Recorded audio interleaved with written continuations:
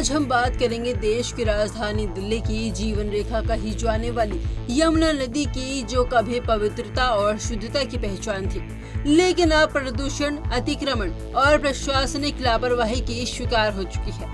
लेकिन अब एक बड़ा फैसला लिया गया है कि नवंबर तक यमुना के डूब क्षेत्र को पूरी तरह अतिक्रमण मुक्त कराने का लक्ष्य तय किया गया है। दिल्ली सरकार ने इस दिशा में बड़ा कदम उठाते हुए 45 सूत्रीय कार्य योजना के तहत सभी संबंधित एजेंसियों को निर्देश जारी कर दिए हैं। मुख्यमंत्री रेखा गुप्ता की पहल पर हाल ही में हुई एक उच्च स्तरीय बैठक में इस योजना को गति देने के लिए एक महत्वपूर्ण निर्णय लिए गए हैं। इस योजना में शामिल है दिल्ली जल बोर्ड, दिल्ली प्रदूषण नियंत्रण समिति, दिल्ली नगर निगम, सिंचाई एवं बाढ़ नियंत्रण विभाग, दिल्ली विकास प्राधिकरण।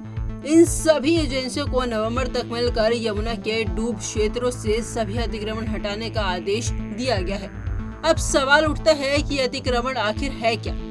आपको बता दें कि नदी किनारे बसे अनाधिकृत बस्तियां, अवैध खेती और नर्सरियां, कचरा डंपिंग और नालों पर बनी अस्थायी संरचनाएं, ये सब मिलकर न सिर्फ यमुना को प्रदूषित कर रहे हैं, बल्कि राजधानी की परिस्थिति को भी नुकसान पहुंचा रहे हैं। अधिकारियों के मुताबिक अब तक पूर्वी, उत्तर पूर्व और दक्षिणी दिल्ली के कई बाढ़ क्षेत्रों से अतिक्रमण हटाया जा चुका है।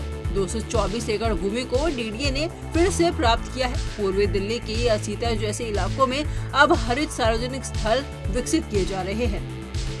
डीडीए ने वजीराबाद बैराज और कश्मीरी गेट आईएसबीटी के बीच 24 एकड़ भूमि को भी मुक्त कराया है, जहां अब यमुना वन स्थलीय परियोजना के तहत पुनरुद्धार कार्य चल रहा है।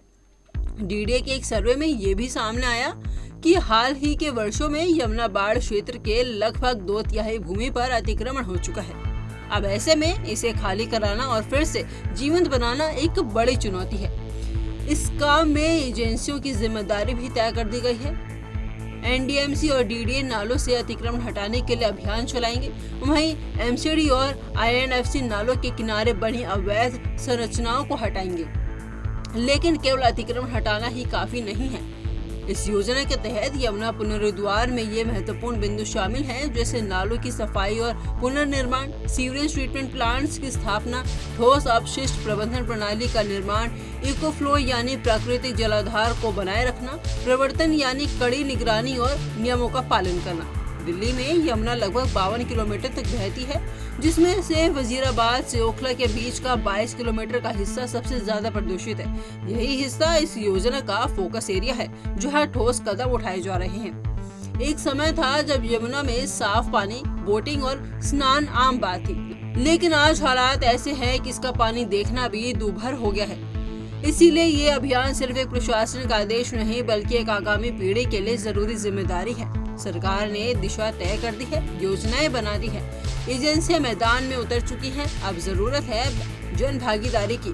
अगर आप दिल्ली के निवासी हैं तो अपने आसपास अतिक्रमण की जानकारी दें, यमुना को स्वच्छ रखने में अपना योगदान दें और इस अभियान का हिस्सा जरूर बने। फिलहाल के लिए इतना ही। आप जुड़े रहिए punjabkesari.com दिल्ली के साथ।